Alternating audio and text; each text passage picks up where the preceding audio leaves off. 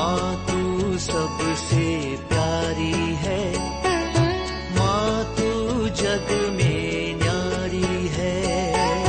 माँ तू सबसे प्यारी है, माँ तू जग में न्यारी है।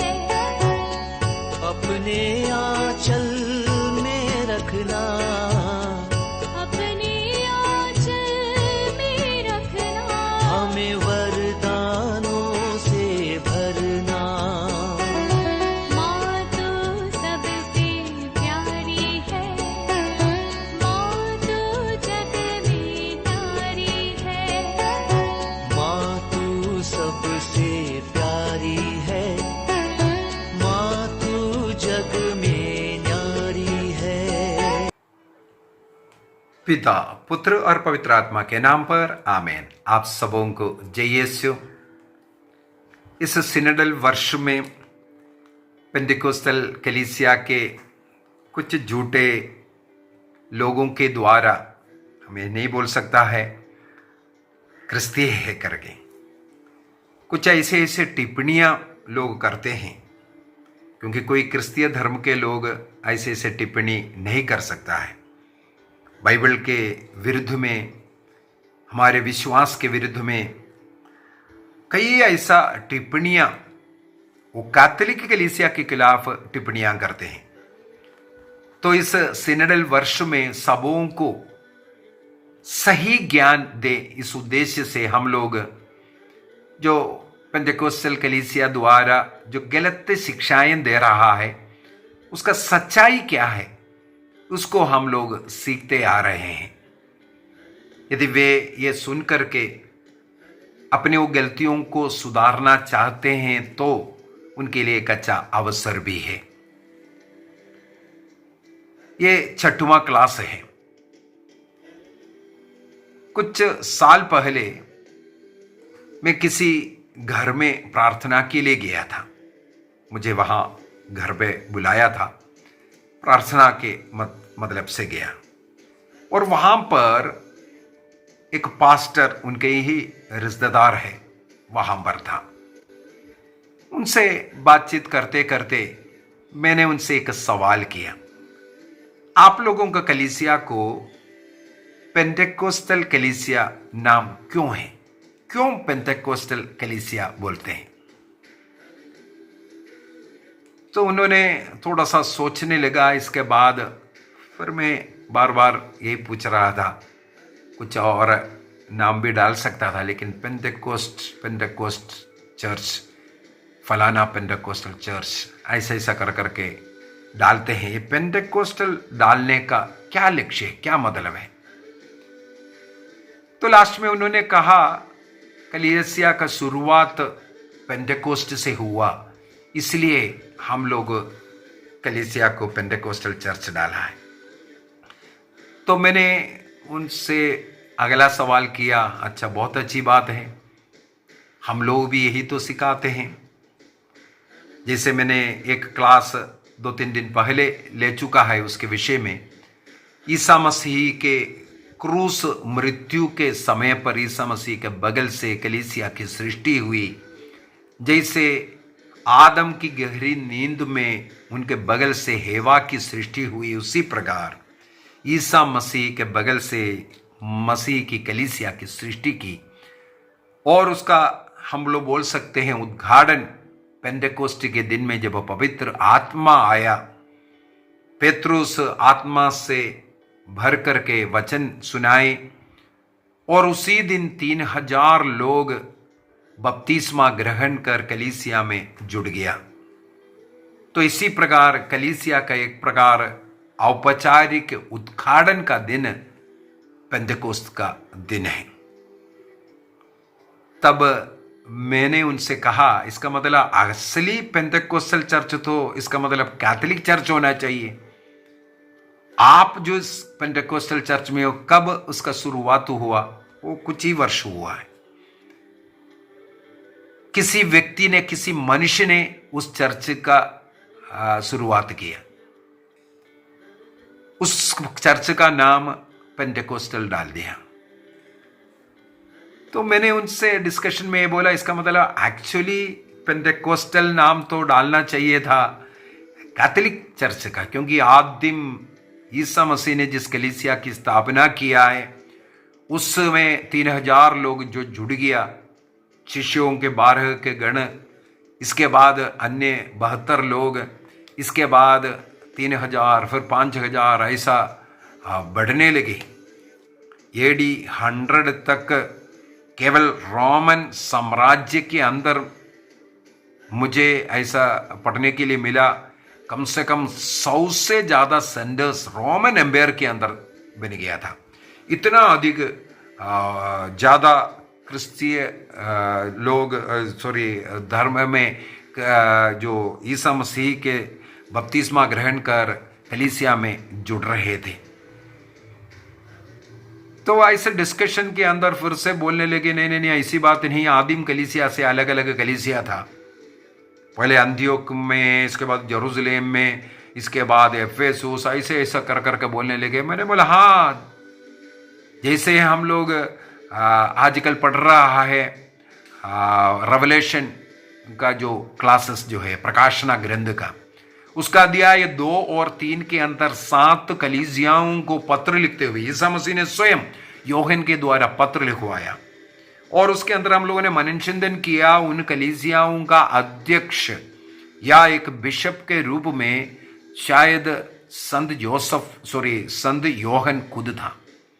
संत यूहन्ना वहां का बिशप था, इसलिए संत यूहन्ना आधिकारिक रूप से उन कलीसियाओं को पत्र लिखा। वो कलीसिया के विषय में यूहन्ना को बहुत अच्छा जानकारी भी था, तो मसीह ने उनके द्वारा पत्र लिखवाया। और कई जगहों पर हमें ऐसा मिलेगा, अध्यक्षों को नियुक्त किया हर जगह पर। अध्यक्ष माने आज के जो बिशप जो है उनको नियुक्त किया गया था, कई जगहों पर है।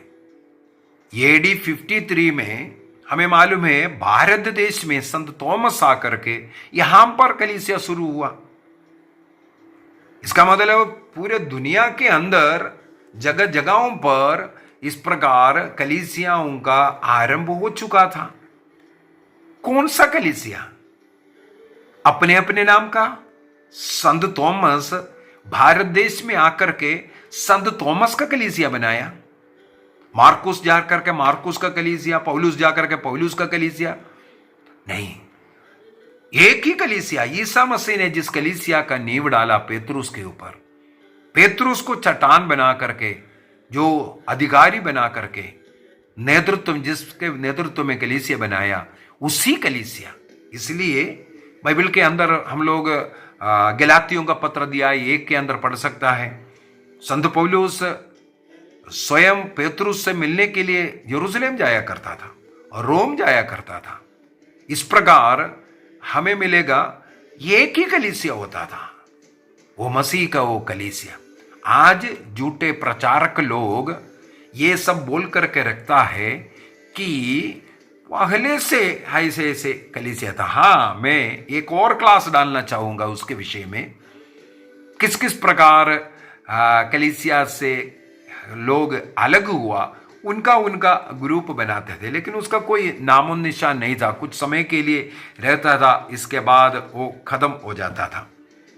यदि इस प्रकार हम देखते रहेंगे, हमारे जो 12 प्रेरित लोग संसार के कोने कोने में जाकर के जगह जगह पर कलीसिया बनाया, वो पूरा का पूरा ईसा मसीह ने जिस कलीसिया का स्थापना किया वही कलीसिया है। ऐसे ही चल के आ रहा था।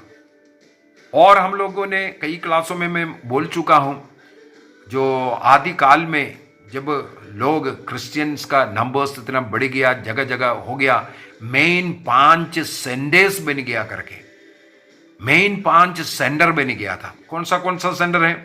अंतियोक बना था एक सेंटर, यरूशलेम बना था, और रोम बना था, इसके बाद अलेक्जेंड्रिया बना था, इसके बाद कॉन्स्टेंटिनोपल बना था। ये 5 बड़े बड़े सेंटर्स को हम लोग पाते हैं।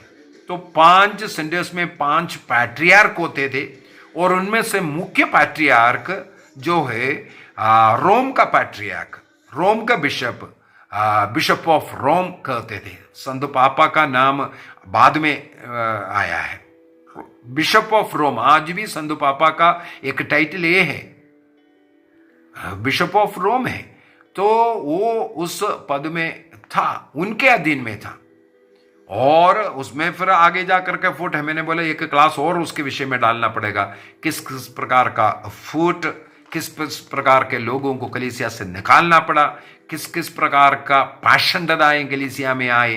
तो इस प्रकार के पाषंडता के चलते हुए अनेकों कलीसियाएं आज भी दिख रहे हैं। पेंटेकोस्टल चर्चेस हमें मालूम है वो 16वीं सदी के बाद शुरू हुआ। आज हमारे भारत देश के अंदर भी अनेकों चर्चेस हैं। यदि किसी किसी चर्च के जाकर के पूछे आप कब का बना हुआ है, कल का बना हुआ भी मिलेगा, इस साल बना हुआ 2022 में बना हुआ चर्च भी मिलेगा। मतलब इन लोगों को एक पूर्ण रूप से एक फ्रीडम मिल गया है। अपने नाम से एक चर्च खोल दो, गाना गाना आना चाहिए, प्रार्थना करना आना चाहिए, कुछ भी बाइबल का कुछ भी बोल करके सिखा सकता है। विशेषकर यदि कैथोलिकों के खिलाफ बोलेगा तो उनको और ज्यादा कमाई मिलेगा। कैथोलिक कलीसिया के खिलाफ बोलते रहो और लोगों को जुटाते रहो, मूर्ति पूजा बोलो, माता मरियम की पूजा बोलो, कुछ भी ऐसा बोल करके तो पैसा कमाने का, पेट पूजा का ये एक साधन बन करके कलीसियाएं बने। बाइबल के अंदर कहाँ लिखा हुआ है तुम जाकर के अपना कलीसिया बनाओ बोल करके? ईसा मसीह ने बोला मैं अपनी कलीसिया बनाऊंगा। बाइबल के अंदर कहां लिखा हुआ है? कई लोग ये भी सिखाते हैं, मैंने एक क्लास डाल चुका है, कॉन्स्टेंटाइन कैथोलिक रोमन चर्च का निर्माण किया। बेवकूफ, मेरे को दया आता है इस प्रकार का जो बेवकूफ लोग, पागल लोगों को सुन करके। कहां से शुरू किया मैंने उस क्लास के अंदर सब कुछ बताया, इसलिए इसमें नहीं जा रहा है। दया आता है उन लोगों को देख करके, कितना मूर्खतापूर्ण, कितना शैतान का सेवा कर रहा है। ईसा मसीह के कलीसिया के खिलाफ लोग किस प्रकार बोल रहा है। यदि आप इंटरनेट के अंदर ही ढूंढ लीजिए रोमन कैथोलिक चर्च का कौन है इसको एस्टैब्लिश किया, कौन इसको बनाया, वहां पर उत्तर मिलेगा जीसस क्राइस्ट। अन्य किसी कलीसिया का डालो, इसको कौन बनाया, किसी मनुष्य का नाम मिलेगा, किसी व्यक्ति का नाम मिलेगा। केवल रोमन कैथोलिक चर्च का कौन बनाया है उसका आंसर में जीसस क्राइस्ट मिलेगा। बाकी सारे के सारे चर्च मनुष्यों द्वारा बनाया हुआ है। इसलिए उनको ये बड़े दुख लगता है, कष्ट पीड़ा लगता है तो ये स्वीकार करने के लिए, क्योंकि ये इस कैथोलिक कलीसिया से जुड़ करके रहना नहीं चाहते, कमाई कम हो जाएगा ये भय के कारण। कोई भी चर्च वो चलेगा ऐसा सिखाएगा, मतलब अपना चलाने के लिए वो कुछ भी नियम बता करके रखेगा।